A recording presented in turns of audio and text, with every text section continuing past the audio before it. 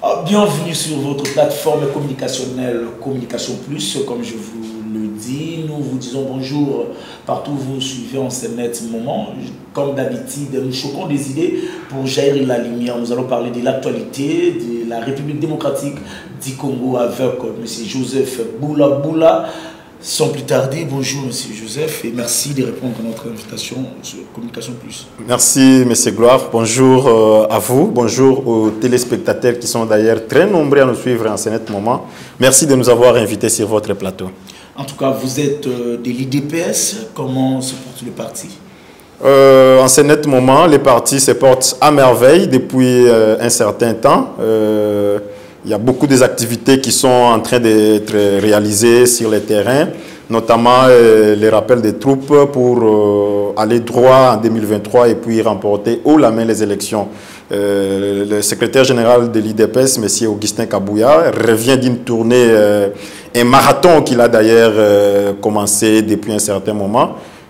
C'était l'étape de Kisangani où il a été accueilli par une marée humaine. Quelques jours seulement après, il a foncé encore pour le Lubumbashi. Et là également, on a vu comment l'accueil était tous azimuts. Donc, ça prédit pour tous ceux qui le savent que la santé de l'IDPS se porte très bien. Mais en Allah, il était vraiment critiqué, votre secrétaire général, ces derniers temps. Avant ce tournée, il était vraiment critiqué par quelques membres du parti. Sur sa gestion, beaucoup pensaient que non, il ne faisait pas le poids par rapport à Jean-Marc Aboudi. Bon, je ne voudrais pas entrer dans les à peu près des gens, parce que chacun de nous est libre de mettre son opinion. Nous sommes en politique. Augustin Kabouya, c'est une vedette, c'est une grande personnalité aujourd'hui dans notre pays. Et vous savez, on ne jette la pierre que c'est sur une mangue qui est mûre. Alors, comme acteur politique, il ne peut pas manquer des adversaires, de ses détracteurs. Alors, ceux-là ne vont que chercher des pépins, ils ne vont que chercher les poux sur la tête d'autrui. Mais en réalité, tous ceux qui avaient sous-estimé Augustin Kabouya aujourd'hui, qu'ils aient quand même le courage de revenir pour applaudir. Vous avez vu, durant son règne, il a remis les partis, en tout cas, sur la vie. Si vous prenez le cas, par exemple, des registres pour les enregistrements au niveau de chaque cellule, auparavant, on n'a jamais assisté à de telles avancées. Aujourd'hui, l'IDPS, vous pouvez vous dire, si vous êtes membre et que vous appartenez à une cellule, vous devez être normalement identifié. Nous sommes allés pas plus tard qu'hier aux élections des gouverneurs ici. C'est un exploit jamais entendu, jamais vécu au niveau de l'IDPS. Nous sommes revenus avec des sièges. Ça, c'est quelque chose à mettre à l'actif de M. Augustin Kabouya. Alors, ceux qui semblent dire qu'il est sous-estimé, moi je me dis, il s'est basé sur quoi? Sur quel fondement ils étaient en train de faire asseoir leurs argumentaires? Moi je pense qu'il ne faut pas qu'on fasse la politique de la haine.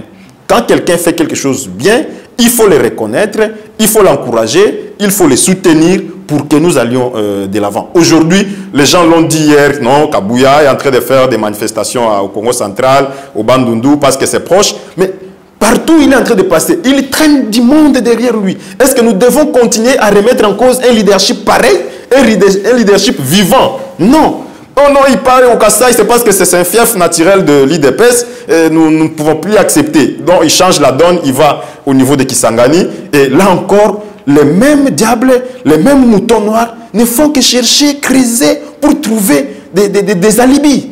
Alors moi je pense qu'aujourd'hui, tout enfant de l'IDPS devrait se reconnaître dans le leadership d'Augustin Kabouya. C'est un rassembleur, c'est un fin stratège, c'est un messier qui étonne tout le monde. Alors moi je le crois maintenant lorsqu'il dit que lorsque Dieu est avec vous, vous ne pourrez que faire des exploits. En tout cas, je comprends que son pouvoir vraiment émane de Dieu et nous ne pouvons que l'applaudir, l'accompagner et le soutenir. Je voulais vraiment sortir de ce sujet-là pour parler de ce qu'on vous avait invité ici. Mais comme vous avez parlé de l'élection, profitons de l'occasion pour essayer de brosser quelques sujets là-bas. Vous parlez des élections. On sait bien que non, l'opposition viendra pour vanter ses promesses. Vous, quant à vous, vous viendrez défendre les bilans. Quel bilan défendrez-vous devant la population qui, jusqu'à présent, on dit le ventre affamé n'a point d'oreille? Merci, M. Gloire Bossobé, pour l'opportunité que vous me donnez d'aborder la question en rapport avec les élections. Nos téléspectateurs, tout Congolais devait savoir qu'à l'IDPS, nous voulons les élections en 2023. Élections ou rien. Donc, nous n'allons plus négocier là-dessus. Il n'y aura ni dialogue, il n'y aura ni tripartite, il n'y aura ni glissement. Nous tenons aux élections. Oui, mais c'est ce qui fait qu'Augustin Kabouya se bat matin, midi, soir, en train de mouiller son maillot, se jeter dans l'eau pour redynamiser les partis. Aujourd'hui, plus que jamais, les Congolais sont convaincus qu'il n'y a qu'une seule force politique en République démocratique du Congo. Voyez sur le terrain, le Congo, ce n'est pas Kinshasa. Tous les opposants de Pakoti qui balbutient à gauche et à droite, allez leur poser la question. Checkez, vous êtes journaliste d'investigation, je suppose. Quel est l'état de santé de leur parti à l'arrière-pays? Nous allons à l'Équateur, on fait du plein. Nous allons au Katanga, on fait du plein. Ça signifie que nous sommes prêts, même si on nous disait que les élections... Pour pouvoir vous monnayer les gens, peut-être. Non, ça c'est peut-être... C'est pas l'affaire PPRD, l'affaire FCC de l'époque que vous faites maintenant. Peut-être que je vous prierai d'interroger l'histoire de l'IDPS pour que vous puissiez vous en rendre compte que la mobilisation... Non. On sait qu'à ce moment-là, il n'y avait pas l'argent, il fallait aller par-ci, par-là, convaincre de bouche à l'oreille, à la télé pour que les gens viennent. Mais maintenant qu'il y a de l'argent, et tout le monde sait que chez vous, il y a l'argent. Écoutez, M. Gloire, même quand vous mangez l'arachide sous l'eau, la coquille finit par apparaître à la surface. Donc, si pareille démarche aurait été engagée par les dirigeants de l'IDPS, avec tous ces infiltrés, avec tous ces détracteurs qui veulent à tout prix voir la disparition de l'IDPS, vous auriez vu des vidéos là où les gens se partagent de l'argent. On en a vécu ici avec le FCC. La mobilisation à l'IDPS, elle est bio, elle est naturelle. Donc, on n'a pas à faire débat là-dessus. Donc, c'est quelqu'un qui est convaincu de l'idéologie, des avancées du parti et qui s'amène en âme et conscience. Donc, nous, de ce côté-là, nous continuons à rappeler les troupes avec le secrétaire général Augustin Kabouya. Nous irons aux élections. Qu'on les veuille ou pas, les élections coûte que coûte. C'est pourquoi d'ailleurs le secrétaire général l'a dit dernièrement, et partout d'ailleurs il est en train de passer, nous sommes prêts à organiser des marches, les marches de revendication pour exiger à la CENI de nous organiser les élections en temps réel selon l'ordre constitutionnel. Je veux savoir quel bilan. Parce que l'opposition va vanter ses promesses auprès de la population. Et vous allez présenter votre bilan. Je vais en revenir parce que si je devrais parler d'abord de la thématique de l'élection, parce qu'il n'y a pas plus tard qu'hier, Martin Fayoulou, l'honorable Martin, vous voyez un peu quelqu'un qui va se donner les leaks de faire sa tournée américo-européenne, tout ça, en train de dire des choses qui ne sont pas cohérentes. Est-ce que c'est en ça que le peuple congolais peut fonder l'espoir en de telles personnes? Vous dites, non, moi-même, l'opposition, je suis prêt pour le glissement. Un opposant qui tient un langage pareil. Non, donc lui... Par rapport au calcul qu'il a fait. Hein? C'est ça. Actuellement, est-ce que vous avez les calendriers déjà? Vous savez, laissez-moi chuter, je vais revenir sur la question des calendriers. S'il faut poser la question des calendriers, c'est l'organe technique des élections, c'est la CENI. Ce n'est pas à moi, comme acteur d'un parti politique, de vous dire le calendrier, il est là. Mais après, le visionnaire, peut-être Fayoulou a vu de loin, il sait que non, ça ne va pas arriver en 2023, on va arriver, il n'y aura pas les élections. C'est pourquoi il propose un... Donc, M. Fayoulou est en train de faire les faux fouillants. Le débat devrait être élevé à son rang d'un acteur politique. Quand il dit, nous n'aurons pas, je souscris pour qu'il y ait glissement, et il va plus loin pour dire non, Tshisekedi ne devrait plus être là, nous devrions nous organiser, nous de la société civile, pour placer quelqu'un d'autre si le président du Sénat est incompétent. Là, il s'inscrit dans le schéma du coup d'État. La Constitution ne le dit pas. Toi, Katumbi, toi, Fayoulou, je ne sais pas, toi, Mouzitou, toi, quel autre acteur politique, tu n'as pas le temps d'aller prendre quelqu'un de la société civile, venir les remplacer. La Constitution dit ceci. Si le chef de l'État est empêché, c'est le président du Sénat qui fait l'intérim. Il n'a pas prévu d'autres mécanismes. Alors, M. Fayoulou, dans le schéma de Genève qu'il aurait fait autrefois en 2018, il souscrit encore pour aller faire ses lobbies au niveau de l'international pour venir faire un coup d'État. Il dit, nous allons chercher quelqu'un de la société civile. Moi, je m'inscris à faux. J'appelle toute la population congolaise à rester vigilant, à rester éveillé pour que pareille chose n'arrive pas. La Constitution dit ceci. Si dans les délais constitutionnels, on n'a pas organisé les élections pour raison X et Y, mais on ne va que recourir à ce qui s'est passé la fois passée. Le président de la République reste en fonction jusqu'à l'installation. C'est ce qui vous plaît. Mais c'est la jurisprudence. Quand les gens de Kabila parlaient de ça, on avait vu comment vous étiez dans la rue. C'est la jurisprudence. C'est la gênait, dérangeait. C'est la jurisprudence. Nous n'allons pas inventer la roue. Si en 2023, la CENI s'est ventrier à ne pas organiser les élections, le chef de l'État restera en fonction jusqu'à... Mais maintenant, je vais en revenir... Mais maintenant... Pour que Félix Tshisekedi reste au pouvoir. Ce n'est pas nous qui cherchons le glissement. Il faut interroger la question à Fayoulou, qui va au niveau de TV5 Monde, dire que moi, je vais organiser les élections en 2024. Nous lui disons qu'il revienne au pays, qu'il mobilise ses troupes, qu'il organise son parti, pour qu'en 2023, nous allons aux élections. Nous irons aux élections, quoi qu'il en coûte, quoi qu'il en fasse. Mais quant à la question de savoir quel est le bilan que nous allons représenter, en tout cas, sans mâcher les mots, je peux l'affirmer du haut de ces plateaux, le chef de l'État, son Excellence Félix-Antoine Tshisekedi Tshilombo, a un bilan largement positif. Il est démontré, noir sur blanc, qu'il est au-dessus des attentes, même au début, les gens s'en doutaient. Si je vous reviens, par exemple, avec les cas de la gratuité de l'enseignement, c'est un exploit que les gens semblent minimiser. Voyez. Vous êtes un père de famille. Avant 2018, pendant le règne de Kabila, vous avez 10 enfants. Aux Anabana 10. Un enfant paye $500. Si on fait un calcul simple, du coup, on se rend compte que pour la scolarité de ces 10 enfants, vous devez dépenser 500 fois 10. Du coup, c'est $5 000. Mais si Tshisekedi te donne la possibilité, il y a que vous $5 000 na yowana, au bomba yango na poche. Pendant 5 ans, vous avez combien? Vous avez $25 000. Est-ce que vous n'êtes pas un millionnaire? Vous ne pouvez pas acheter une parcelle encelée? Des enfants? Oui, j'ai des enfants. Vous avez des enfants? Oui, j'ai des enfants. Citez-moi un de vos enfants qui étudie dans une école épée. Bon, je ne veux pas faire exposer mon enfant ici. Bon, je parle par exemple de mon fils Joyce. Joyce Ngudi Mwata étudie dans une école primaire. Don Bosco, à Massina, non loin. Allez à Petro Congo, vous avez le collège Don Bosco. Mon fils étudie là-bas. Ça, c'est la 3e année où on est en train de bénéficier de cet argent que nous aurions dû dépenser. C'était qu'on dit à Lingala, Tindika Tchakal. Non, Tindika Tchakal qui en a parlé. C'était au début, la première année, où il y a eu un peu les gens qui ne savaient pas s'adapter au changement. Aujourd'hui, plus que jamais, tout le monde est revenu sur les rails. Il n'y a ni revendication des enseignants non payés. Tout le monde, la question est résolue. Les frais de fonctionnement pour les écoles sont alloués à la régulière. Dites-moi, à quel niveau vous pouvez aujourd'hui remettre en cause la gratuité de l'enseignement? Les écoles sont en train d'être construites. Toutes les conditions sont réunies pour que les enfants étudient dans de bonnes conditions. Est-ce que nous devons remettre en cause une pareille avancée? Imaginez maintenant, il y a combien de parents congolais?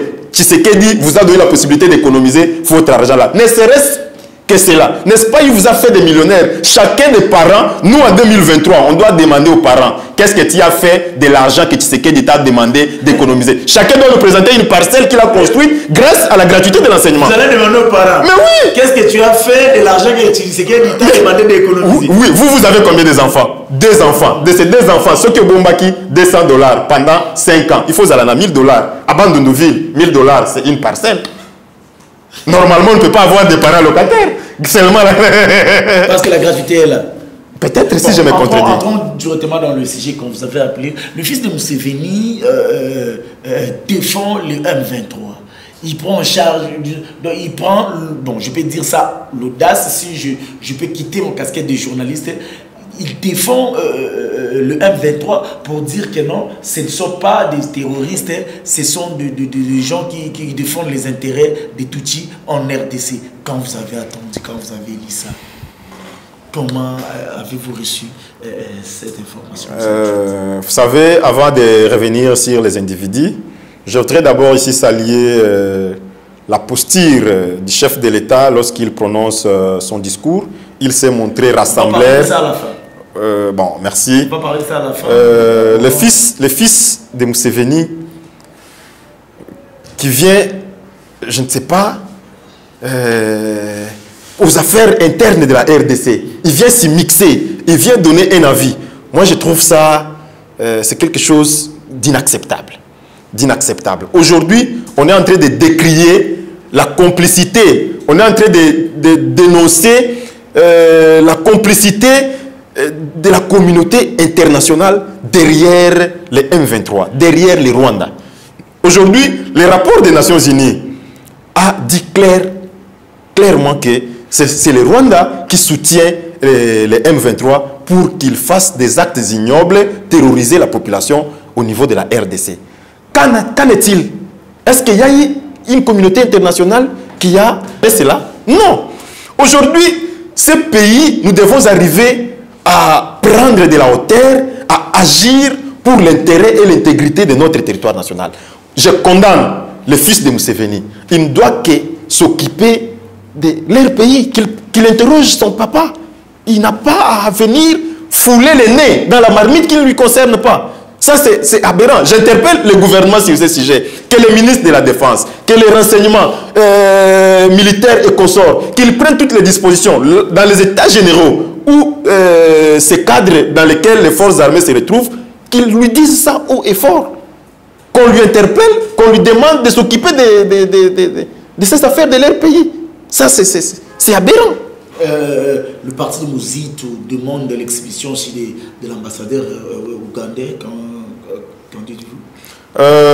Les chefs, ce n'est pas parce que vous demandez, vous vous réveillez le matin chez vous, vous imaginez une idée et vous passez à la télé, on vous tend le micro, vous dites quelque chose et que cela devrait être exécuté. Le chef de l'État est le garant du bon fonctionnement des institutions. Il a toutes les informations en temps réel. Il sait à quel moment il peut agir, il sait à quel moment il ne peut pas agir. Depuis l'opposition, vous demandez d'expulser Karega. Vous ne l'aviez pas fait à l'époque, à la fin des comptes, vous les avez donné raison.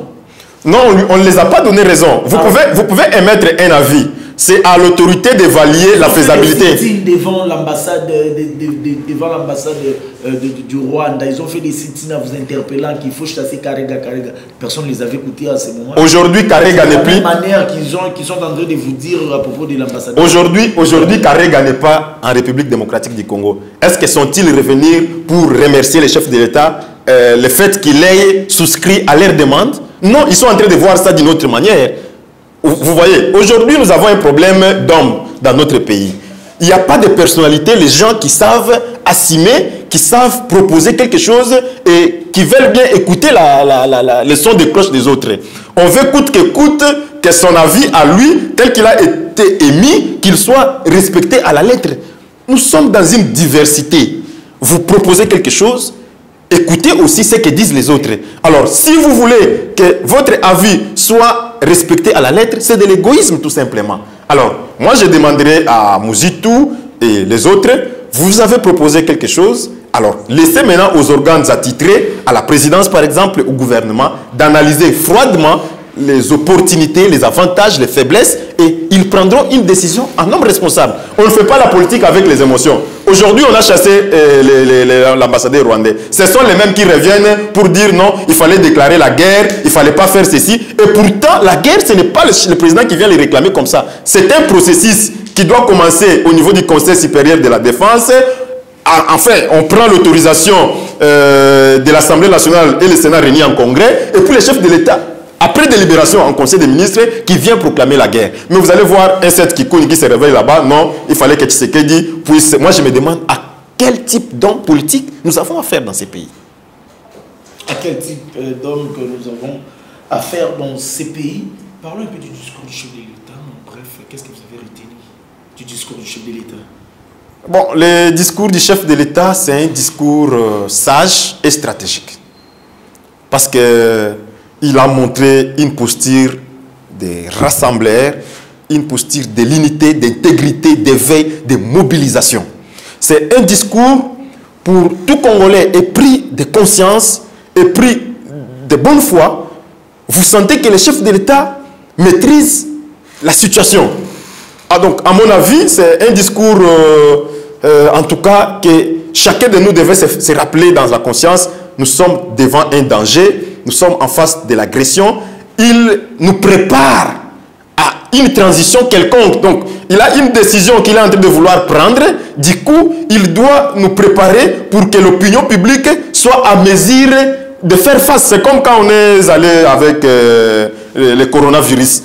Le chef de l'État était revenu pour nous préparer. Attention, il y a le coronavirus qui tire, il faut porter les masques, il faut garder la distanciation sociale, il y a des mesures barrières qu'il faut respecter. Vous avez vu que le pays a fait face à cette pandémie. Il n'y a pas eu de morts comme on a décrié en dehors de... Donc le discours du chef de l'État, pour moi, c'était un discours fin d'intelligence, c'était un discours stratégique. En tout cas, c'était un discours stratégique.